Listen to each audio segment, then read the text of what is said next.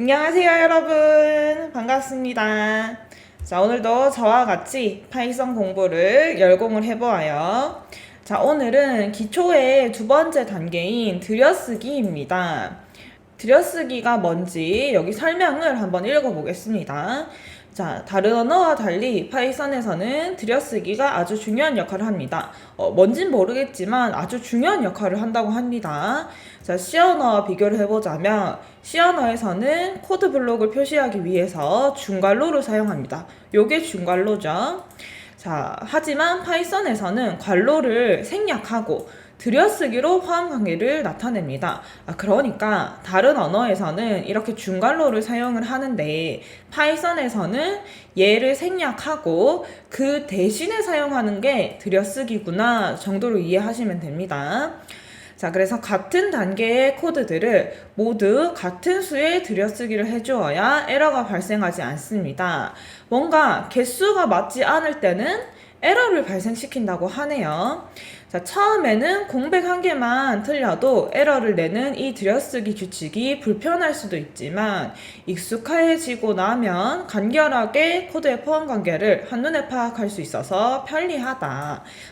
처음에는 얘가 에러를 내기 때문에 이 규칙을 맞춰주는 게 여러분들이 불편할 수 있지만 익숙해지기만 하면은 편리하게 사용을 할 수 있는 그런 문법이라는 설명이 적혀 있습니다.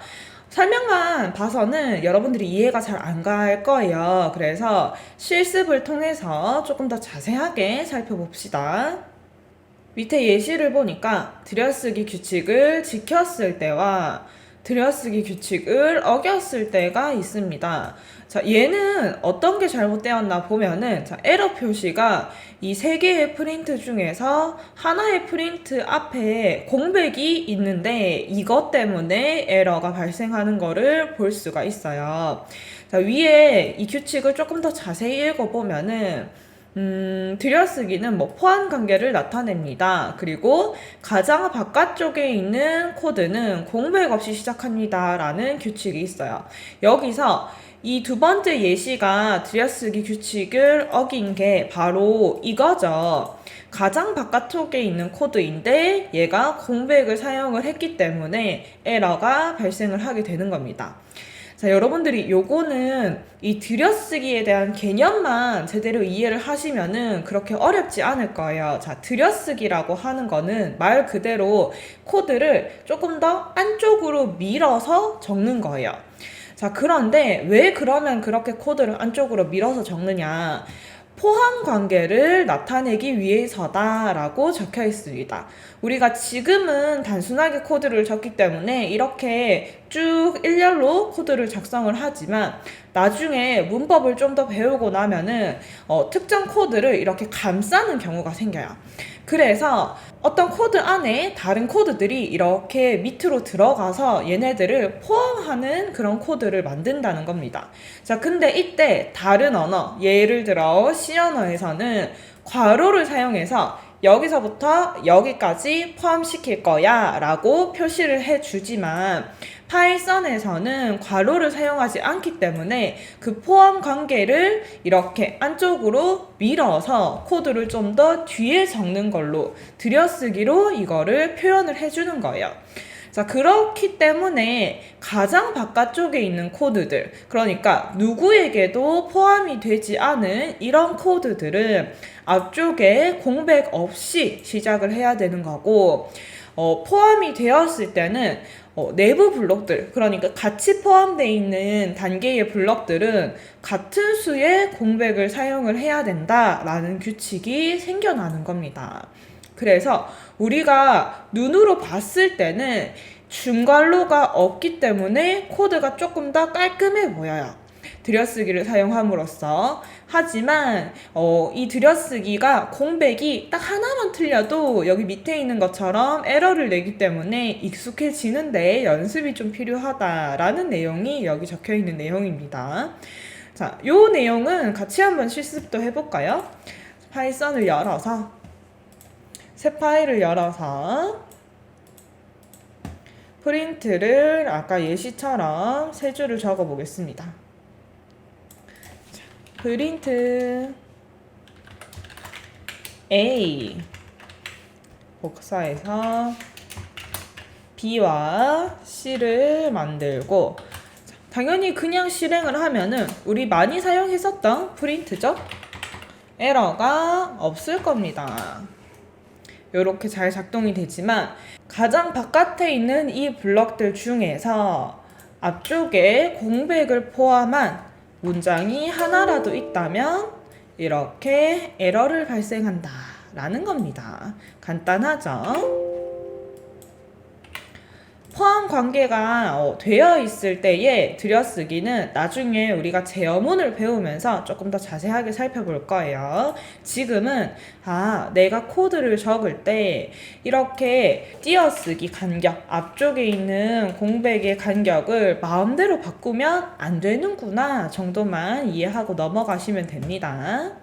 다시 교재로 돌아가서 이렇게 단순하게 프린트를 세 줄을 적는 코드였지만 공백이 하나라도 들어가면은 들여쓰기 규칙으로 에러가 발생을 한다.